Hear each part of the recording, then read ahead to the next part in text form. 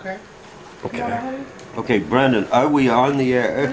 Yes. Okay, this tattery book is Reclaiming History by Vincent Bugliosi. The real way to pronounce it is Bugliosi, but if you do that, then only he will know who you're talking about. To the rest of the world, it's Bugliosi. He's the guy that prosecuted Manson and wrote Helter Skelter. And this is his new book. It's at the library. It's called Reclaiming History, the Assassination of President John F. Kennedy. So, on page 1496, 1495, it says, the following is a partial list of assassins, that is, those whom one or more conspiracy theorists have actually named and identified as having fired a weapon at Kennedy in Dealey Plaza as being part of the assassination group from locations including the 2nd and 6th floors of the Book Depository Building, the Deltex Building, etc. There's my name, number 8. Wow. Yep.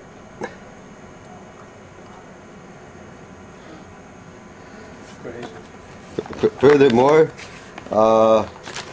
here's me in Following Cerebus. This is the magazine, the same magazine you see in the famous Casey Brennan movie, The Cardinal and the Wrath of the Warthog. That's my scene is on YouTube. There it is, Casey Brennan, the Alan Moore of the 70s. And there's a list of, what I passed it. Yeah, there's a list of my comic books, but they're all from the 1970s. Creepy, Eerie, Vampirella, DC Comics had the title House of Mystery. I was in that. Nightmares from a competitor to the Warren magazines. It's called Skywald. Red Circle Sorcery was from Archie. So, and then there's a couple other that might fall into the underground comics category. Urban Power Comics, yeah, sort of in the underground comics category. Most of what I did was mainstream comics. I only did a couple of undergrounds. I never really got my feet on the ground in the underground comics industry, however you might put it. So, I'm going to move your box of comic books. So what was it you wanted to ask? Okay. As I put my hood up. No, you're fine actually. Basically, how did you get into the comic book industry? Well, see, my late parents were both nationally and internationally published authors, and my mother particularly was known in New York, had agents and had literary agents in New York too, as a matter of fact, and I was interested in comic books, and I had been published in a couple of the men's magazines before I went into comics. There was a publisher called Major Magazines. They also published Cracked, which is the only thing that they had along the lines of comics. They had a couple of men's magazines also. They were, standard pinup magazines with some sci-fi stories. And I did a couple stories in them, and then I prepared a comic book script. I knew how to do it from reading about the subject. I prepared a comic book script for Warren magazines, the Warren Publishing Company, and they published that in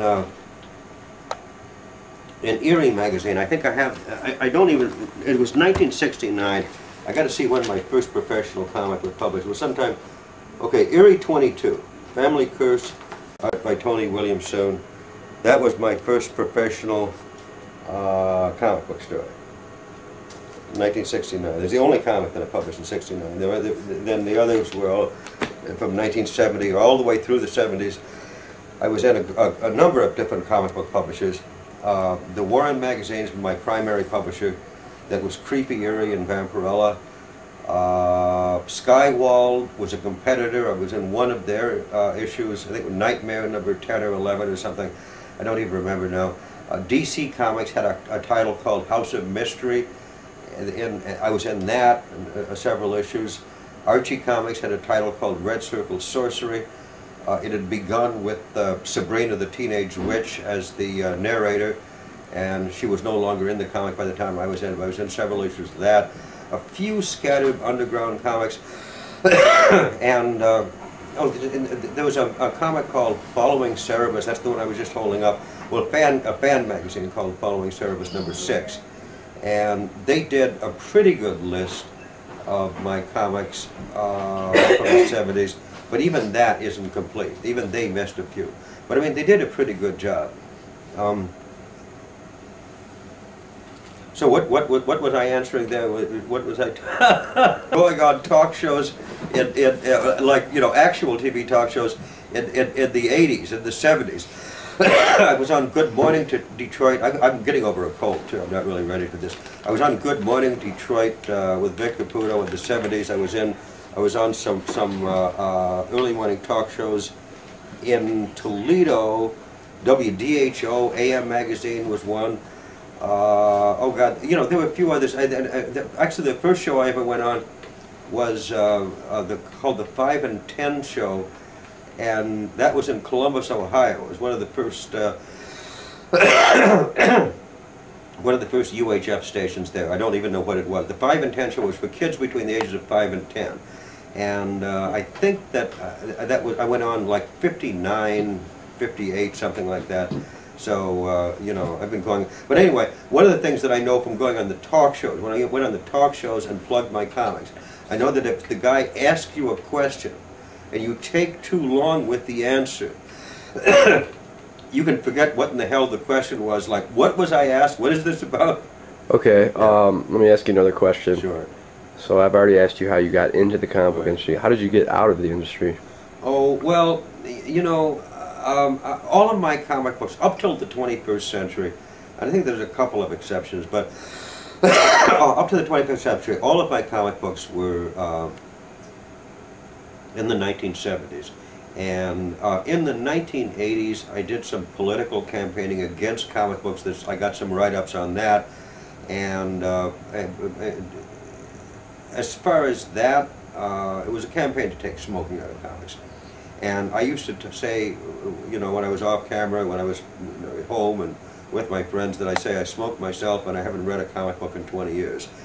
And privately, I always allege that I have been blacklisted by the comic book industry. And but I don't think that kind of approach would have played in the 1980s for me to go on TV shows and say I'm a blacklisted comic book writer. Now in the 21st century it might actually play, and but in those days, well, I mean, you know, 1980s style hippies, I mean, they're not going to accept something like that. What I did, I never brought up, when I'd make TV appearances, when I'd get magazine write-ups or write-ups in political documents, whatever, about the ban smoking in comics campaign, you know, the pitch would be, hey, I'm an award-winning comic book writer, and I'm campaigning to ban the portrayal of smoking in comic books. Well, didn't really give a damn about smoking or comic books, either one. I cared about the fact that the comic book industry had published me all through the 70s and then blocked me out of the field. So I really do have a cold here. Blocked me out of the field. So I wanted to counterattack, and that was the way I counterattacked. But yeah, I'd always alleged that I'd been blacklisted, certainly. Pretty much sounds like it. I mean, I agree. Yeah. Well, I mean, the thing is, with all of the JFK things now coming out, I mean, with the allegations about my family's involvement and my personal involvement with the JFK assassination didn't start when I decided to write something and put it on the internet.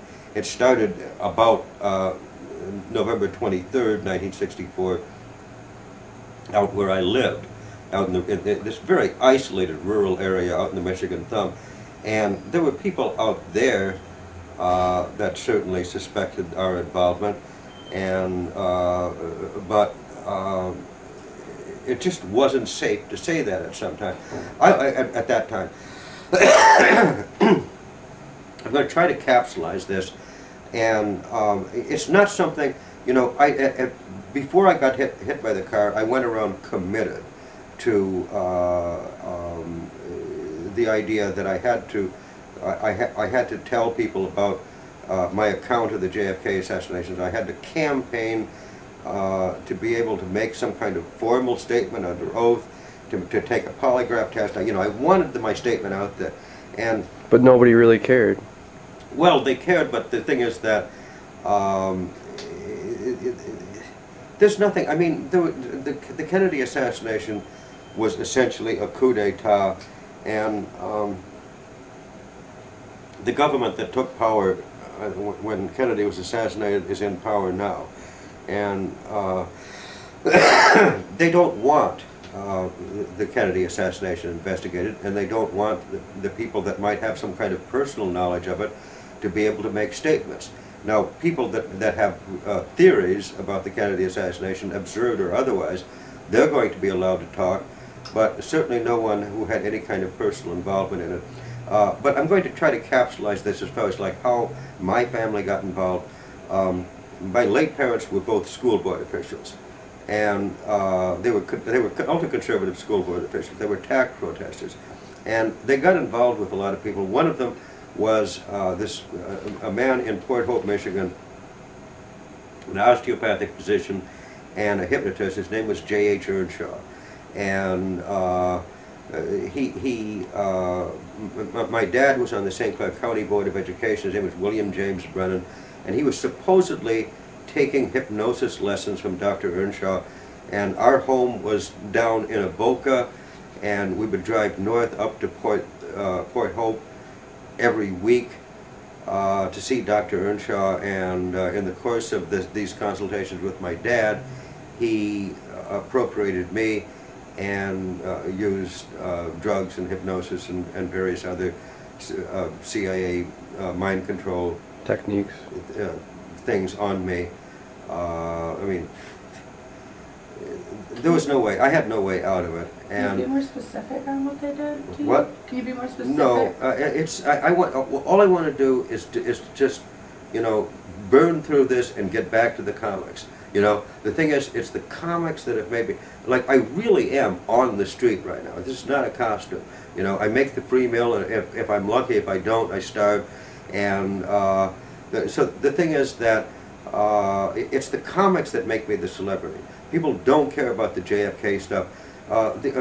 Basically what was going on with the Kennedy assassination is this. Earnshaw, some other people were involved with, David Perry most notably. They had this idea that there was going to be an invasion of Cuba. The United States was going to invade Cuba. These people were all working for the CIA. They had the idea that there was going to be an invasion of Cuba. And so that after the invasion got underway, Lee Oswald had established a reputation for himself as a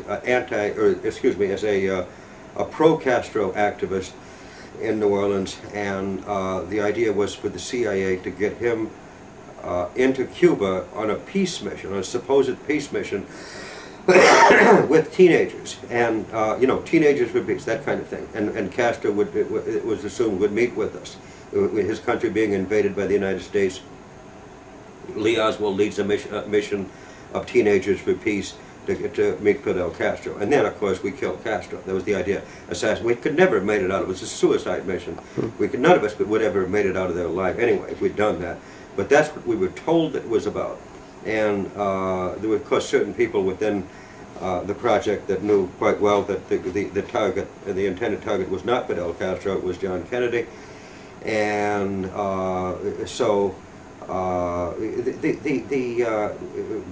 the time November 22nd, 1963 hit, we'd been going to see Dr. Earnshaw on a weekly basis since '59. My mother and myself, he'd give us drugs, sometimes with our knowledge. He'd ask us to, you know, to try it, sometimes without our knowledge, because it would be like he'd come out and give us a candy or something, you know, and we'd be under. And I mean, I would not have expected that this would happen, but he had such a control with the hypnosis and with the drugs was that we could not remember from week to week what had happened the week before, you know, and that bothered me for years and years and years, not being able to remember. You know, I could only remember certain, you know, the things that happened in Earnshaw's office, but basically... But it's still